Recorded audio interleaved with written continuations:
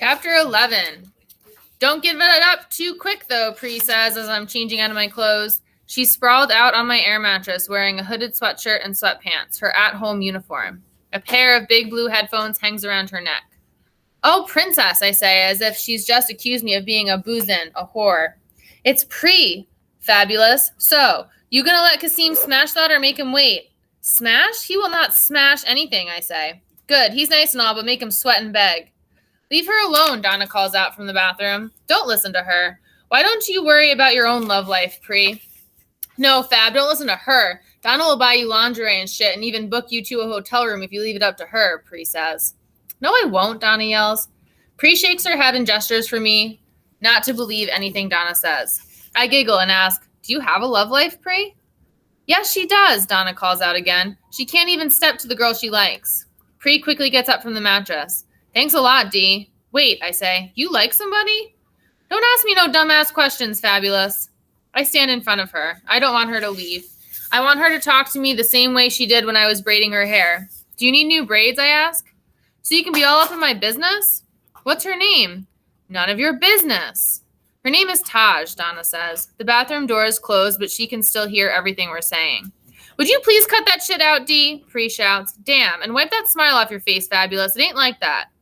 Chantal's heavy footsteps rush up the stairs, home from her college classes. It's as if a cloud of cold air has followed her into the house, and I shiver in my pajamas. What y'all getting on about? Kasim took Fab out to dinner, Pri says. She settles back down on my air mattress, and I sit on Chantal's bed. Like a restaurant, for real, for real. If he asks you to marry him, say no, Chantal says as she drops her heavy book bag on the floor and takes off her coat. Marriage? We're talking about fucking, and you roll up in here talking about marriage? Fuck out of here with that shit. Pri throws a pillow at her big sister. I giggle and throw a pillow at Pri just for fun. She throws it back. I try to duck, but it hits me in the face.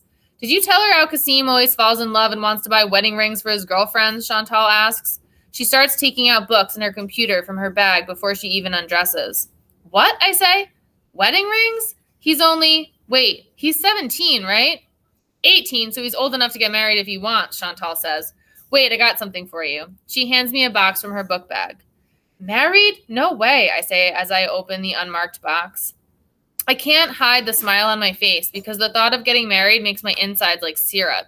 It all plays out in my head like a very fast commercial, picking out a dress with my mother, getting my hair done in a salon, seeing my cousins fight over which bridesmaid dress they want to wear, going on a honeymoon in Italy or Miami. The box holds a brand new cell phone, and I immediately turn it on and start pushing all the buttons. Look at her face. Now you can text Kasim your wedding plans because you were seriously thinking about it, weren't you? Pri says. I quickly snap out of it as Donna comes into the room and all my cousins start to laugh at my expression.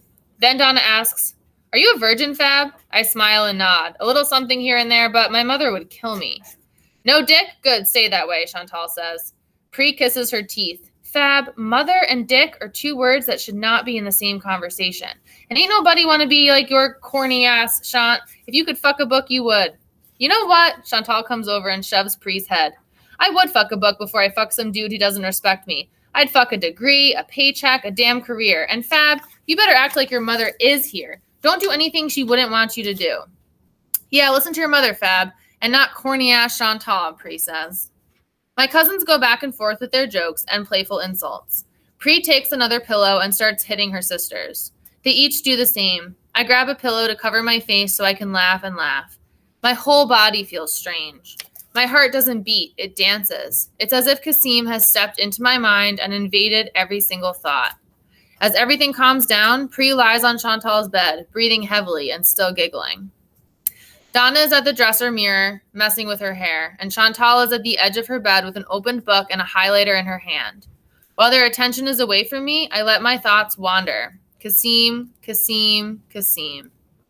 Aw, she likes him, Donna says, coming over to my mattress and plopping down next to me. He's sweet. He'll take care of you. Get away from her, Dee, Chantal says, not looking up from her book. Donna waves a hand at her. It's all about love, Fab, I swear, she says. If he loves you, he'll make you feel like $1 million. I suddenly wonder if Dre really loves Donna. I don't think it's love that makes her feel like $1 million, but maybe the actual money he gives her for all those wigs and makeup and clothes. Drug money, if what the detective said is true. If Kasim could make me feel like $1 million, then I want it to be $1 million of love and not actually $1 million. Do you love Dre? I ask suddenly. The room gets quiet. Of course I do, Donna says. There are no more jokes and laughs after that. I must be the only one who can hear Bad Leg's song tonight. Chantal is still as a rock on her bed, and the window is closed. His song is loud, but I can't understand his words. I toss every which way, trying to shut out his voice. My eyes are weary, my thoughts are on overtime, refusing to let me sleep. Everything and everyone swims around my mind like ghosts in a haunted house. The detective lady and her proposition, Kasim and his shit you do for fam, and the love that Donna has for a bad guy who sold drugs that killed a girl. I am being forced to make a choice. I know that my prayers will ease my heart, so I get up. My legs take me down the steps, to the coat closet, out of the house, and to the corner of American and Joy. What should I do is the first thing I ask Papa Legba. I need straight answers, so I ask a straight question. He's quiet. There are sirens in the distance. A dog barks. The wind howls around me, and I realize how strange this place is with all these little houses. And on most days, I barely see any people. If there was a place like this back in Haiti, everyone would come out and gather on the sidewalk to exchange meals and gossip. No one would be left alone in a tiny house with only their regrets and sorrows to keep them company. Papa Legba finally begins. Crossroads, cross paths, double cross and cross-examine. Cross a bridge across my mind, across to bear across the line, and cross the street across town. Cross out, cross off. Cross your T's and cross your fingers. Then nail him to a cross as you cross your heart and hope not to die. A cigar appears in his hand. He's never had it before.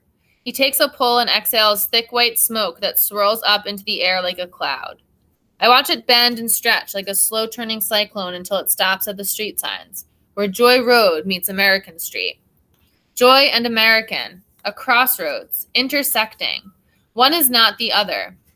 I look down Joy Road with its few streetlights dotting the wide path. There are not that many houses and lots of open land. It can either mean endless possibilities or dark, empty hope. I look down American Street with its houses and neat rows and the open lots like missing teeth. I know so many people back in Haiti, so many families who would kiss the ground and thank Jesus for a street like this, especially one named American. My two paths meet at this corner, and it seems like I have to choose one. One street represents a future. The other leads to a different kind of life. Papa Legba, the keeper of the crossroads, will help me choose. On American Street, I will live with my Aunt Jo and my cousins and go to school and have a cute boyfriend and keep my mouth shut because in Haiti, I learned not to shake hands with the devil. But on Joy Road, I will tell the truth. The truth will lead to my happiness, and I will drive long and far without anything in my way, like the path to New Jersey, to my mother, to her freedom, to my joy. Which road should I take, Papa Legba? When I turn back to the streetlight, he is gone. The light only shines on the overturned plastic bucket and the dancing smoke. It's beginning to feel as if I'm speaking to stagnant air. The spirits are just standing there without delivering my message to God. Where were you? Chantal whispers as I quietly slide back onto my air mattress. Eating something in the kitchen, I lie. Yeah, right. You're trying to get killed out here on these streets. Killed, I say? I feel safer here than I did in Port-au-Prince. Chantal laughs. I wait for her to stop, but she keeps going. Then she sits up on her bed to face me. I can see the outline of her head in the moonlight. You ever seen a kid get stomped in the face? With boots? No, I say, not stomped in the face, but beaten with a baton on the back by the police. Oh, y'all got police brutality too? It was because of the manifestation before the election. What you would call a protest, like the one for that girl who died because of drugs. Did they find out who gave her those drugs? She's quiet. Then she says, does it matter? She took them, right? If somebody hands you drugs and you take them, who's to blame? What, are there no drugs in Haiti? Of course there are, and drug dealers too. But they don't always have to deal drugs. There are other things to sell. Well, did you ever have to dodge bullets? During Carnival, some people were jumping on cars to dance and have a good time. But Minister thought they were making trouble, so they shot and we ran. Okay, she says, settling back down on her pillow. Do you know what a dead body smells like? I mean, after it's been dead for like days? Yes, I remember the earthquake very well, I say, quiet, almost whispering. All right then, you win. No, I don't. I lose. I am not home now. I left it behind. You are home. Home? No, I'm not. I wasn't born here. Haiti is home. I shake my head, but she doesn't see me.